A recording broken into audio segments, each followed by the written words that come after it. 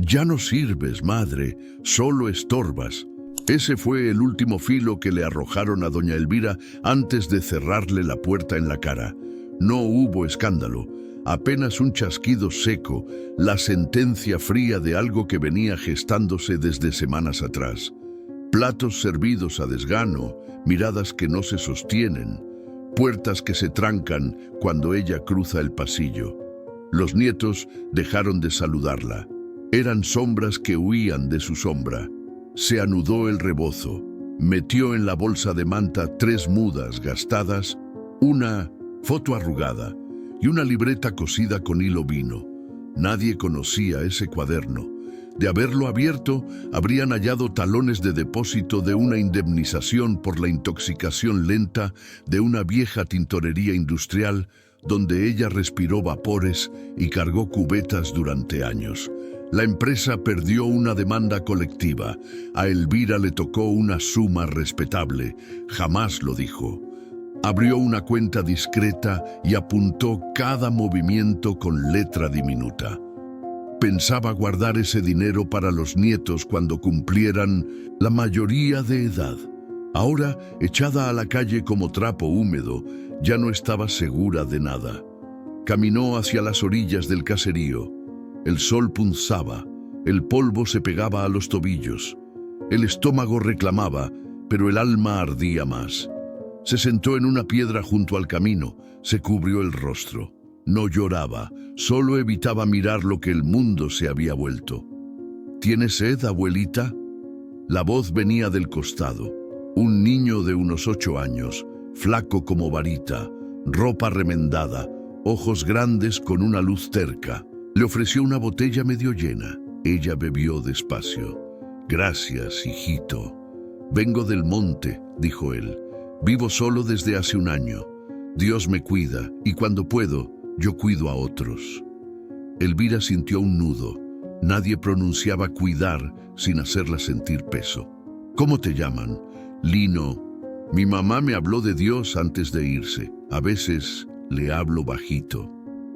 La mujer lo miró largo rato. Por primera vez desde que salió de casa, algo parecido a la esperanza asomó como agua en tierra cuarteada. Lino la condujo por un sendero que bordeaba un arroyo seco hasta una casucha de tablas y lámina. No había puerta, solo sacos a manera de cortina. Dentro, un catre sin colchón, una olla de aluminio, 2 camisas en un mecate. Aquí me quedo, dijo como si nada. Si quiere, le presto el catre, yo duermo en el suelo. Elvira se encogió por dentro ante tanta ternura. Duermes tú, yo me acomodo afuera. He dormido sobre tablas y aquí sigo. Partió la mitad de un pan duro y se la dio. Dios manda compañía, cuando más hace falta, murmuró. Esa noche, bajo estrellas claras, Elvira sintió que algo se ablandaba. No resignación, otra cosa, una gota de consuelo cayéndole al centro. Al alba, abrió la libreta y repasó cifras con tinta lavada. Esto ya no será para quienes me empujaron a la intemperie, dijo. Tampoco lo usaré para vengarme. Quiero empezar de nuevo y dejar que Dios disponga. Al amanecer, Lino señaló con el mentón hacia el camino principal. Puedo mostrarle un sitio, dijo. La llevó a un local abandonado junto al cruce. Muros descascarados, maleza hasta la cintura, un letrero partido que apenas decía «Ti». Aquí dormían vagabundos, pero salieron culebras y ya nadie entra. Elvira no oyó ruina, oyó promesa. Primero sabremos de quién es, murmuró. Guardó la libreta. Luego vemos. Paso a paso. En la alcaldía, entre sellos húmedos y archivadores polvorientos, doña Elvira preguntó sin prisa y con cautela. El terreno de la vieja tienda, decían, había sido embargado por una deuda agraria y llevaba años sin reclamante. Bastaba una oferta en efectivo, un abogado discreto y paciencia. Tomó nota en su libreta, dobló el papel con los datos del expediente y salió sin levantar polvo. A los 2 días, un gestor de pocas palabras la esperaba en la banca de la plaza. Le explicó cómo comprar sin exponer su nombre. Elvira escuchó con la calma de quien ha esperado demasiado. Usó una parte de su indemnización y movió hilos sin ruido. Mientras los trámites dormían en las oficinas, ella y Lino se presentaron en el predio con escoba, machete y baldes. No habían firmado nada todavía, pero ya se sentían responsables de ese pedazo de futuro. El primer día arrancaron maleza hasta que los brazos ardieron. El segundo, Lino subió al techo con láminas recogidas del basurero. Elvira le sostuvo la escalera, clavó puntas con manos torcidas, se raspó los nudillos y no se quejó. El tercer día, barrieron un cuarto del fondo donde la luz no entraba. «Aquí no quiero que nadie se sienta estorbo», dijo la mujer, mirando el polvo levantarse como incienso. «Que se respire dignidad». El niño no comprendía todas las palabras, pero asentía con la convicción de quien aprueba con el alma. Al final de la semana, el notario entregó los papeles. El predio y el local quedaban a nombre de una figura legal que la resguardaba. Nadie imaginaba que la dueña era la anciana a la que daban por acabada. Elvira se guardó el folder, respiró hondo y sintió el piso firme. Entonces preguntó por el molino de maíz de Efraín, su hijo. Lo había heredado del suegro y lo dejó ir a la deriva. Máquinas viejas, techo a punto de colapsar, deudas con proveedores. El lote contiguo a su nueva propiedad incluía ese molino quebrado y estaba en venta. A Elvira le pareció perfecto, no llamaría la atención. Repitió la operación con el gestor, pagó en efectivo, dejó cláusulas reservadas. Semanas después, la alcaldía actualizó escrituras. Nadie ató cabos. Una carta de desalojo llegó al buzón del molino. Efraín creyó que era una broma cruel. Corrió a la oficina municipal, ondeó papeles incompletos, lloró rabia frente a un empleado que no podía inventarle títulos. Intentó apelar, no tuvo con qué. Le dieron un número del nuevo dueño para arreglar. Cuando llamó, la voz de un encargado le fijó cita en el local contiguo, donde muchachos pintaban paredes de cal y carpinteros montaban estanterías. El día acordado, Efraín llegó sudando, camiseta pegada, ojos coléricos. «¿Quién manda aquí?», gritó, sin mirar. El encargado lo dejó con la vista clavada en los botes de pintura. «Ahorita sale». Detrás se abrió una puerta. Doña Elvira apareció con el rebozo amarrado y un bastón que apenas tocaba el suelo. Caminó. El hijo se quedó de piedra. «¡Tú!», dijo, partido por dentro. Ella lo miró sin rencor, sin soberbia. «No vine a humillarte», dijo con voz baja. «Solo a devolverte el silencio que me diste». Alzó la mano para que él no interrumpiera. «No te quitaré el molino. Solo quería recordarte que lo despreciado también renace del polvo». Se dio media vuelta y salió. Él quedó con las manos temblorosas y la boca llena de nada. En el pueblo corrieron versiones: que a Efraín lo estafaron, que lo embargaron, que vendió por deudas viejas. Nadie sospechó que la verdadera dueña de la manzana era su madre. Elvira no comentó con nadie. No buscaba revancha, necesitaba reparación. Convertiría aquel lugar en un punto de encuentro donde la gente trabajara sin ser regateada ni despreciada. Instaló una pequeña cooperativa. Compró maíz y frijol a precio justo, pagó a tiempo, hizo contratos sencillos. Llamó a mujeres mayores a quienes nadie contrataba y a jornaleros que comían al día. Lino fue su ayudante de confianza. Aprendía rápido, anotaba, preguntaba cuando dudaba y sonreía con gratitud que desarmaba. Elvira repetía: «Aquí nadie es estorbo». Mientras otros contaban monedas, ella contaba dignidades. El espacio fue tomando forma: paredes encaladas, estantes, un letrero sencillo: «Casa del grano». Llegaban campesinos de caseríos vecinos porque corría la voz. Allí no se humillaba. Cada semana apartaba una parte de las utilidades y la depositaba en una cuenta que solo ella conocía. Un fondo sin nombre destinado a sostener el lugar cuando llegaran vacas flacas. Lino a veces la veía sumar con su libreta vino y se quedaba mirando, respetuoso. Una tarde, mientras barría el corredor, encontró aquel cuaderno dentro de la bolsita. Dudó. ¿Puedo ver?, preguntó desde la puerta. Elvira sonrió y asintió. No hay secretos contigo. Adentro aparecían los depósitos de la indemnización, intereses acumulados y los retiros exactos para comprar el terreno y montar la cooperativa. ¿Todo esto era suyo? Sí. Lo guardé años para mis nietos, pensando que así cuidaría de ellos cuando yo faltara. ¿Y por qué no se los dejó? La mujer miró el horizonte, donde el sol pintaba de cobre los maizales. Porque entendí que el cariño no se compra ni se hereda, se siembra, se riega, se cuida. Yo quise sembrarlo y no aceptaron la semilla. Lino, con los ojos húmedos, le apretó la mano.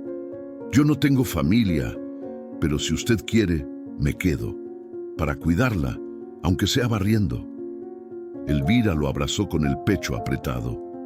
No viniste a barrer, hijo. Viniste a recordarme que Dios aún susurra cuando creemos que se cayó. A partir de ese día, Lino durmió en una camita con cobija tejida, libros bajo la almohada y un cuaderno nuevo para escribir su nombre completo. Aprendió a sumar costales, a revisar básculas, a decir no con respeto y gracias. El lugar floreció. Llegaban más sacos, más manos, más risas. Los viejos recuperaban ritmo, las mujeres mayores levantaban la frente. Algunos querían saber quién financiaba tanto cambio. Elvira respondía con una línea: orden y buen trato también producen. Por dentro no se engañaba, sabía de dónde venía cada ladrillo, cada clavo, y sabía a dónde quería que todo llegara cuando ella faltara. Esa noche, al cerrar la tienda, encendió una veladora. Señor, no me dejes caer en soberbia ni en rencor. Dame sabiduría para decidir lo que sigue. Lino se quedó dormido sobre el mostrador, el lápiz aún entre los dedos. Afuera, el viento movía el letrero. La casa recién nacida respiraba hondo. Efraín, mientras tanto, dejó de pararse por el molino. Su esposa, cansada del mal carácter, recogió a los niños y se fue con sus padres por un tiempo. Los vecinos dejaron de fiarle. Le cerraron puertas sin insultos, solo con silencios largos. Efraín caminaba con la mirada en el suelo, como si los pasos pesaran más que su cuerpo. Amén. Un mes después, mientras revisaba las cuentas del día, a doña Elvira le llegó un aviso del banco. El plazo de inversión de la indemnización vencería pronto. Podía retirarlo o designar heredero. Se quedó inmóvil, con la pantalla encendida y los dedos en el borde del mostrador. Cerró los ojos, respiró, abrió su libreta y arrancó una hoja. Comenzó a escribir con letra temblorosa, pero firme. A la mañana siguiente, Lino barría el corredor, tarareando un corito que oyó en una reunión comunitaria. Elvira lo miraba desde la banca junto al huerto. Lino, llamó suave. Él dejó la escoba y vino corriendo. Sí, abuelita. Acompáñame a la notaría. Esta vez no es por el negocio. Caminaron hasta el pueblo. Entraron a una oficina, un escritorio lustrado y un hombre de lentes gruesos que movía papeles. Elvira entregó un sobre con su nombre.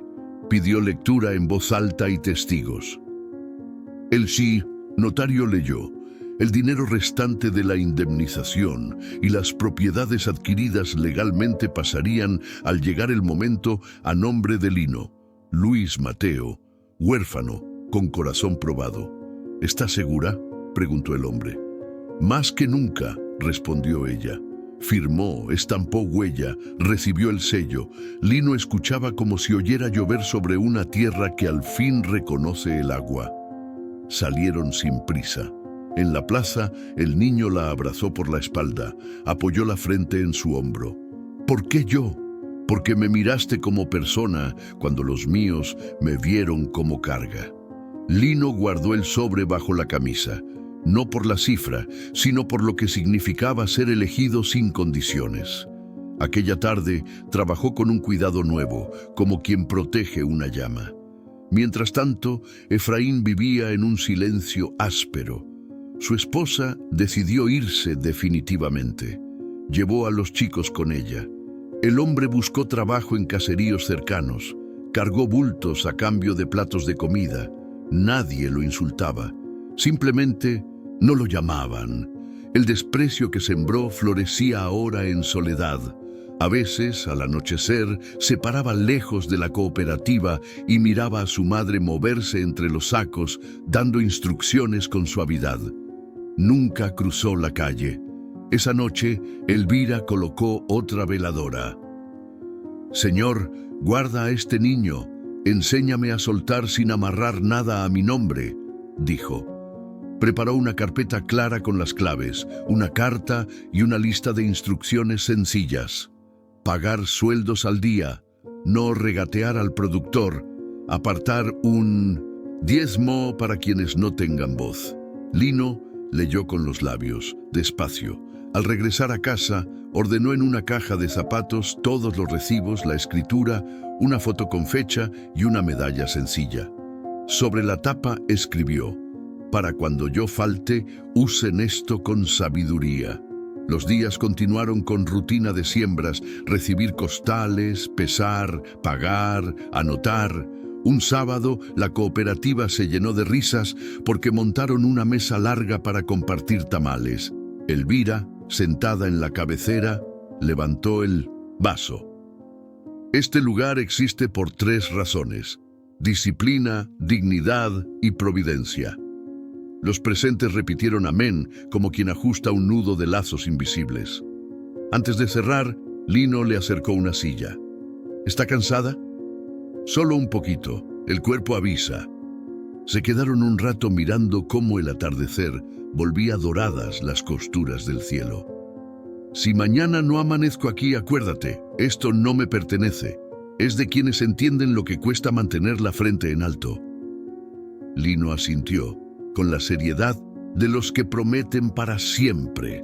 El aviso del cuerpo llegó sin dramatismo. Una mañana, doña Elvira amaneció con la respiración corta y una fatiga que no se iba con el café. Lino la sentó en la mecedora, le humedeció los labios, le puso un pañuelo fresco en la frente. «¿Tiene miedo?», preguntó en voz muy baja. «No», dijo ella, «porque no dejo cosas, dejo un propósito andando». Los vecinos, enterados de que la abuela estaba delicada, comenzaron a pasar en puntas: una sopa, un jarro de atol, una flor. Nadie habló de dinero, todos hablaban de su carácter, del modo en que enderezó las cosas sin gritar ni pisar a nadie.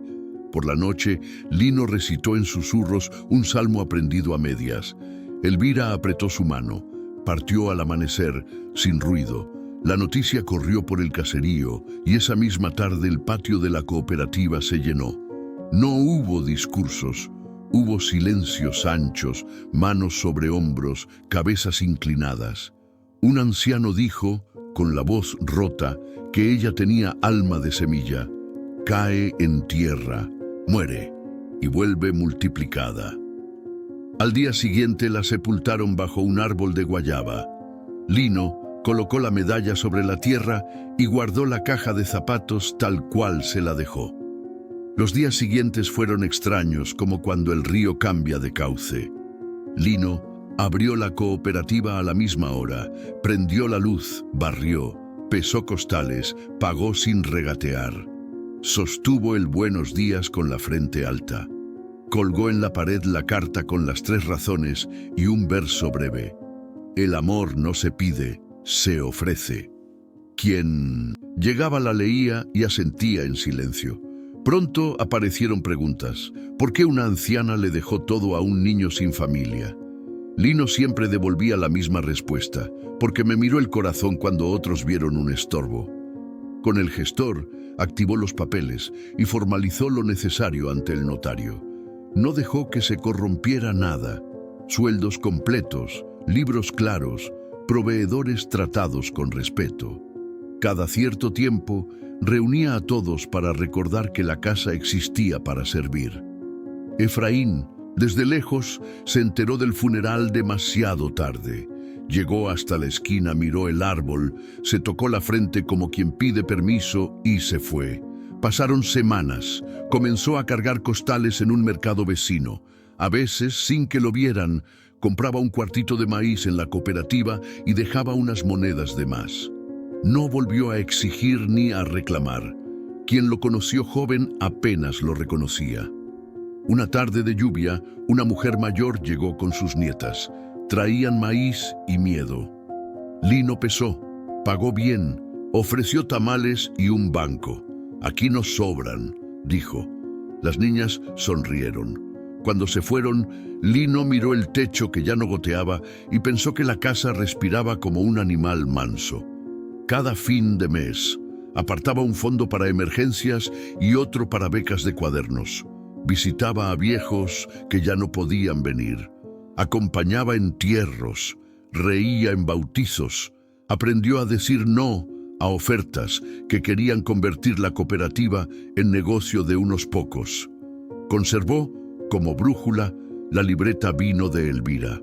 Allí, entre números, descansaba la certeza. Se puede levantar un pueblo sin gritos, ladrillo por ladrillo, con la paciencia de quien siembra. Y cuando alguien le preguntaba cuál era el secreto, él respondía: amar sin pedir pago y trabajar como si rezaras, siempre.